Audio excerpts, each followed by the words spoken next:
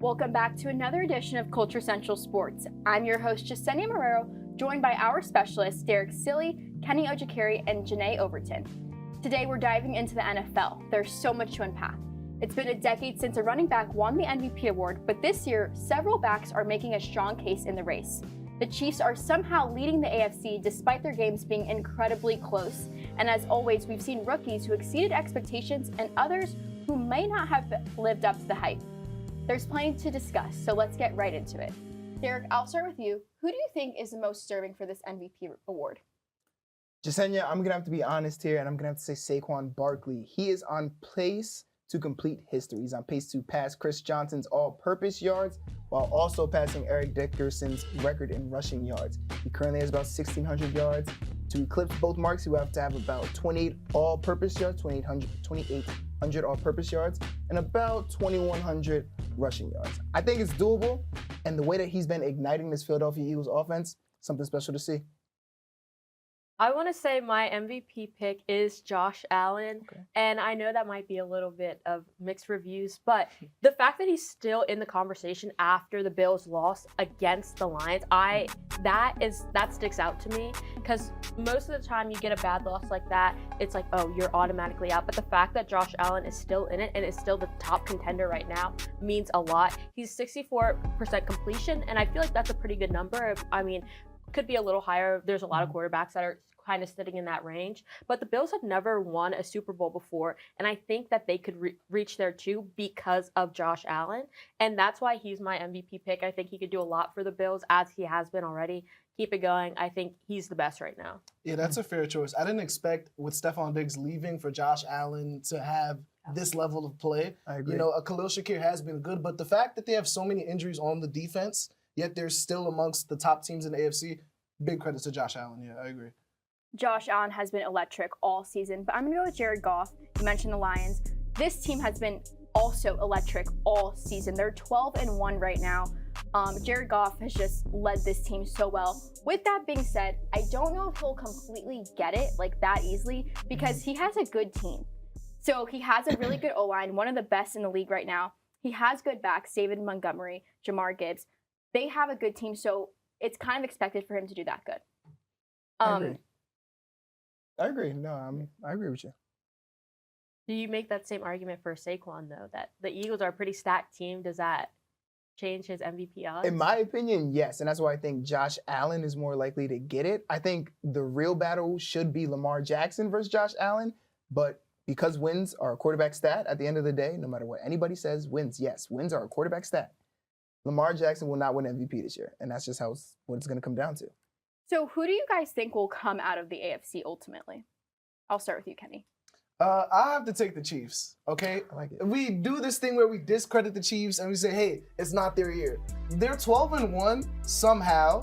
Somehow. 12-1 somehow. Literally about to Somehow. say. They're pulling together. Almost keep going. They're pulling together all these close games, right? And they're gonna get back Hollywood Brown. Of course. So on top of, you have Hollywood Brown, that's gonna bring you speed. On top of DeAndre Hopkins, so they have sure hands and they have speed, they have route running, they have everything. Pacheco getting his legs back Yeah, under and him. he's getting his legs back under him. It's Mahomes. They It's Andy also Reid. almost lost to the Raiders, Chargers, which, you know, the Those Chargers are have division been. games, though. Yes, I don't but trust those are always and the close. Panthers. These are teams. I mean, You the win Chargers have games. had a better season, but Raiders, Panthers, like what? How? The Eagles almost lost to the Panthers too, though. You win That games. doesn't make it are any the more Panthers balanced. The coming Panthers up? are a good team. You have to watch the games to really see, like, the Panthers have been playing really good football. Bryce Young's been playing really good football. Leggett Good for him. has not been playing good football. Why are we talking about the But- Panthers? What happened to the Chiefs? That's validating my point in the Chiefs. I think a lot of their wins are also not the legitest, I guess you could say. Yes. There's A win lot is a of- win. There's a lot of magic going on that people want to say, but I don't know. I personally still think the Chiefs have it. I'm not going to doubt Patrick Mahomes until he proves me wrong.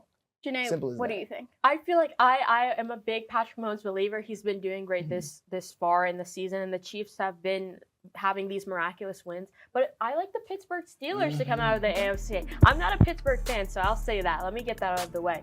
But I feel like they've had some pretty clean wins overall, especially when you're comparing them to the Chiefs. So I like them for that. I definitely like them over the Chiefs. And then you look at the Bills. I mean, the Bills are a good team. We just discussed that, but they're not my favorite overall. I think Josh Allen has really been carrying them for a lot of it.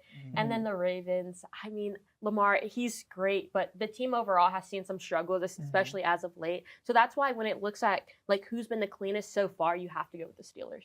Yeah. I'm gonna say the Bills.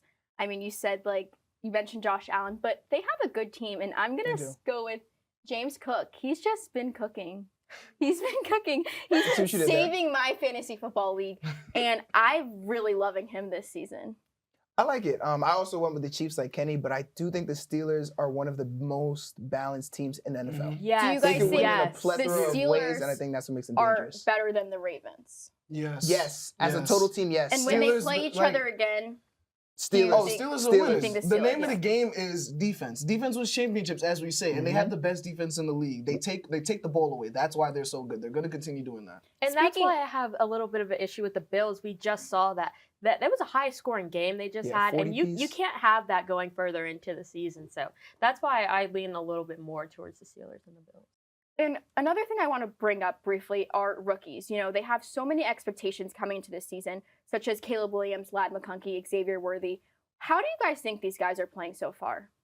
I want to look at Caleb Williams first. Sorry, I want to look at Caleb Williams. It's always hard being the first overall pick. You know, you're in some unfortunate situations and you're with some unfortunate teams, and you know, I don't wish that on anyone, especially as a Giants fan. I know what it's like to be on a sucky team, and I don't want that for anyone else. But I still feel like he's been doing kind of decent for the situations he's been put in. He's the most sacked quarterback in the league. I think he's been sacked 54 or 56 times. There's only so much you can do with that. So for those circumstances, I think he is underperforming. But given the circumstances that he's in, I think he's doing pretty well, which is why he's definitely one that is to watch for the future. Yeah, he's really good at protecting the ball. And you go into the Bears situation, that's hard to manage. I want to talk about a guy who I think is sneaky athletic. Ladd McConkey, Justin Herbert's #1 pass target. I mean, Ladd had games where he had 9 for 117 against the Falcons recently. 6 receptions, 111 yards against the Saints, 2 touchdowns. There's not much receiving threats in the Chargers receiving room, but Ladd has stepped up immediately. Yes. When I watch him route running, amazing. He really does remind me of Cooper Kupp. I think he's going to be great for a long that's time. a great came to mind comparison. so quick. Yeah, so I expect Ladd McConkey to be good for a long time. I honestly expected Xavier Worthy to do a lot better too, because it's not like he got put into a bad team. Like he was on a good team. He is on a good team currently. That's all the time we have for this edition of Culture Central Sports. As always, don't forget to subscribe for more videos like this as we continue discussing the most relevant topics in sports today.